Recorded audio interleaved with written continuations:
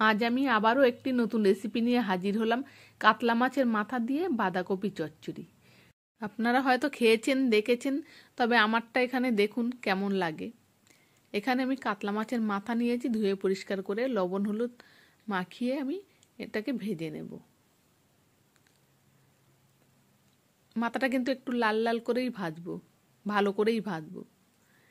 তারপরে আমি এখানে ভেজানো ছোলা আর বুট একটু সিদ্ধ করে নিয়েছিলাম, আর নারকেল কুচিটা দিয়ে ভালো করে ভেজে তুলে নেব। এবার আমি কড়াইতে সর্ষের তেল দিয়েছি, তাতে জিরে, তেজপাতা, আলু, পেঁয়াজ কুচি একসঙ্গে দিয়ে ভেজে নেব। যখন কোনো সবজি রান্না করবেন তখন আলু আর পেঁয়াজটা একসঙ্গে দিয়ে ভাজা করে নেবেন, আলাদা কোনো আর সময় লাগবে না, দুটোই একসঙ্গেই ভাজা হয়ে যাবে। এক্সট্রা আলাদা করে আর আলুটা ভেজে নিতে হবে না। দেখুন, যখন পেঁয়াজটা ভাজা হয়ে গেছে একটু আমি আদা রসুন বাটা দিয়ে দিলাম, দিয়ে আমি আবারও একটু ভালো করে এখানে কষে নেব। এবার আমি দিয়ে দিলাম এখানে টমেটো কুচি, জিরের গুঁড়ো, লঙ্কার গুঁড়ো আর মরিচ গুঁড়ো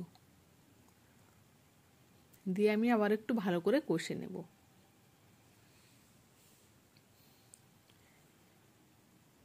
এবার আমি এখানে সিদ্ধ বাঁধাকপিটা দিয়ে দিলাম। বাঁধাকপিটা খুব ভালো করে একটু কুচিয়ে নেবেন, নিয়ে একটু সিদ্ধ করে নেবেন। তারপর এখানে স্বাদ অনুযায়ী লবণ আর হলুদ দিয়ে দিলাম, দিয়ে আমি ভালো করে কষে নেব। কষা হয়ে গেলে এখানে আমি 1 চামচ চিনি দিয়ে দিলাম। চিনি দিয়ে আমি আবারও একটু ভালো করে কষে নেব।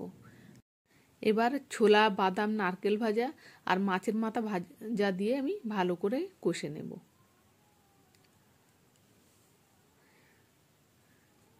মাছের মাথাটা কিন্তু ভালো করেই ভাজবেন, একদম লাল লাল করেই ভাজবেন।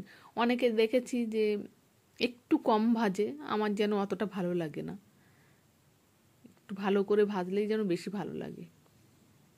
তারপর গ্যাস কমিয়ে আমি 5 মিনিট ঢাকা দিয়ে রেখেছিলাম, যাতে আরেকটু সব মশলা দিয়ে মাছের মাথা টাথা দিয়ে একসঙ্গে একটু মজে মতো আসে।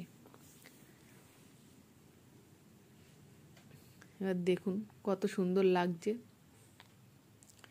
শেষে আমি 1 চামচ ঘি আর গরম মশলা গুঁড়ো দিয়ে দেবো।